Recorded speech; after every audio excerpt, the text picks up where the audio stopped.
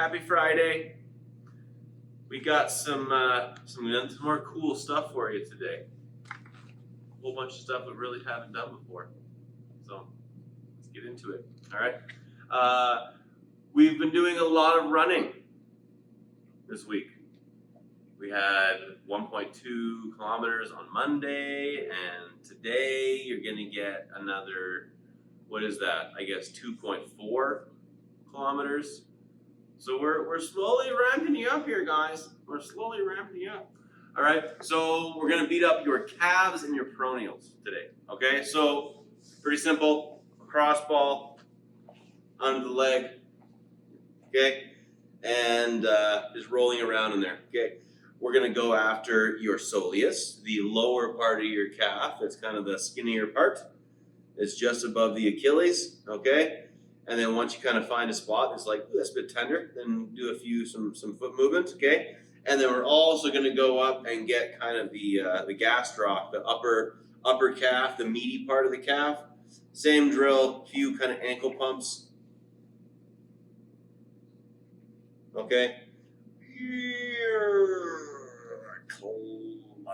All right, so just kind of roll around in there, find the spots that are a bit nastier, okay? The other spot we're going to do is the peroneals, okay? Going into here, not perennials, we're not gardening, peroneals, okay? So we're going to go on the side of the leg, all right? And we're going to start right at the bottom, okay? You're going to roll on there and just like progressively get that rolling to go higher and higher up, into the side of the leg, side of the calf, okay? And then you get right up into the kind of by the knee, work around in there, okay? Really, this anywhere on the side there is going to be pretty nasty for a lot of people. I've been cupping mine a whole bunch lately because I'm getting some nerve stuff. But yeah, you're probably going to be like, this is really, really painful, okay? But it's good for you. It's good for you. Just trust me. Okay, and then that's it for mobility. Okay, so about like 45 seconds to a minute of rolling the calves, and then 45 seconds to a minute of rolling the peroneals on the side of the tibia, the shin there. Okay, and Kobe, I'll get it next time. So moving on into our structural balance. All right, I give another try here. It goes right behind me. And Kobe, it's not coming back though. That's all that matters. All right. So yeah, moving into our structural balance, we have two movements. We have bent over, I's, Y's, and T's, okay? We have done the lying down version of the I, Y, and T, but the bent over one is very similar. I just don't want to have to lie down over and over again, okay?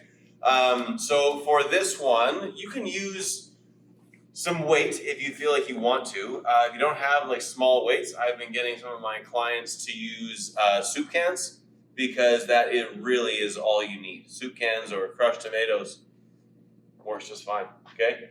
So you're gonna be in that bent over position, and the I is here, the Y is here, the T is here, and the MCA is right there, okay?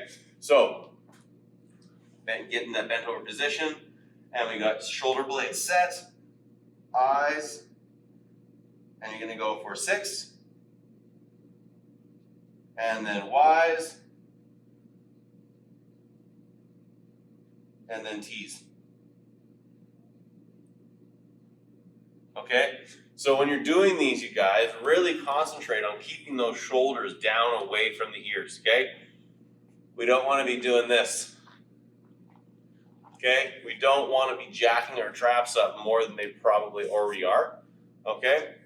The other movement is going to be the kettlebell / dumbbell armbar, okay? So for this guy, this is another one of those movements that's ideally done with the kettlebell because you can stay a bit more relaxed in the hand. But we're gonna make it work just fine for us with the dumbbell. So you're gonna start in the same position that you normally would for a Turkish get-up. Except you're going to take your hand and put it straight up instead of out to the side, okay? From here, you're going to slowly push yourself up onto the side, and then squeeze that shoulder blade back, and then you're just going to balance right there. Woo! okay?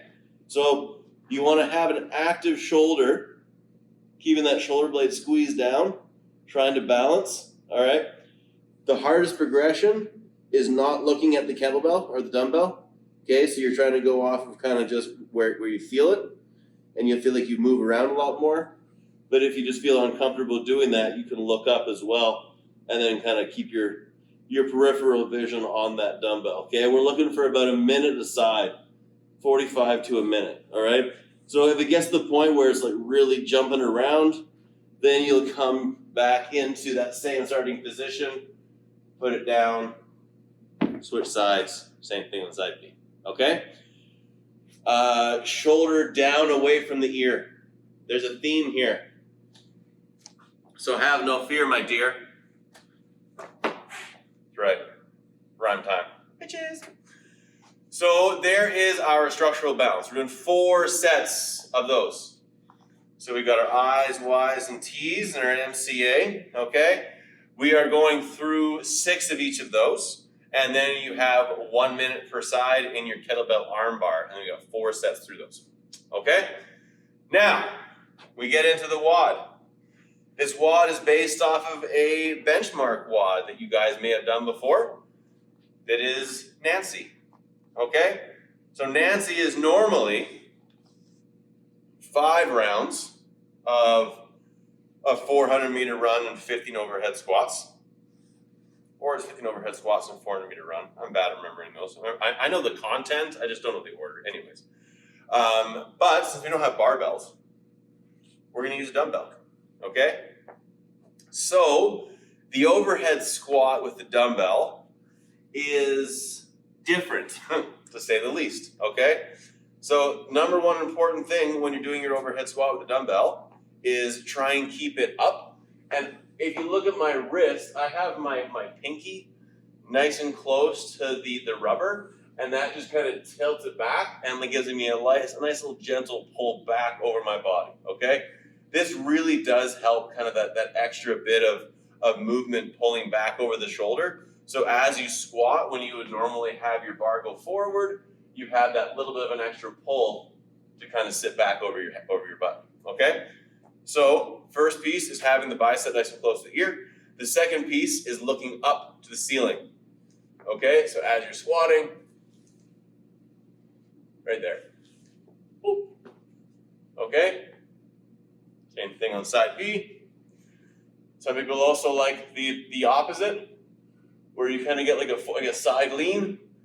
If you watch regionals, I think it was 2017, 18, 17. There are some very interesting methods of overhead squatting. This is one of them. Okay? That works too. 2 keys for success. You know what they both have in common? The arm stays locked out. Okay? So you're doing 15 overhead squats. Actually, sorry. Backtrack. You got to go for a run first. 400 meters. Come back. 15 overhead squats. Only on one arm. Go for a 400-meter run. Come back. Do 15 overhead squats. Only on the other arm.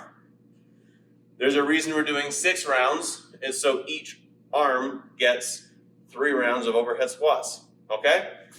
So, the overhead squat does require a lot of mobility and range of motion. If this is not a movement that is available to you, then you can do a front rack squat. That's fine.